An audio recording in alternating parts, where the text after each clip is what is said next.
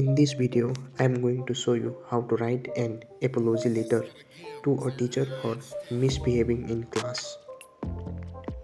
Before writing the letter, I want to show you the format of writing the apology letter. Step 1. Write your address. Step 2. Write the date. Step 3. Write the teacher's address. Step 4. Write the subject. Step 5. Write salutation. Step 6. Write body part.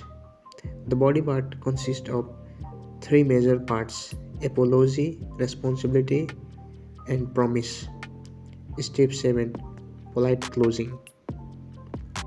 Now I am going to write a sample letter using this format. Watch the video till the end.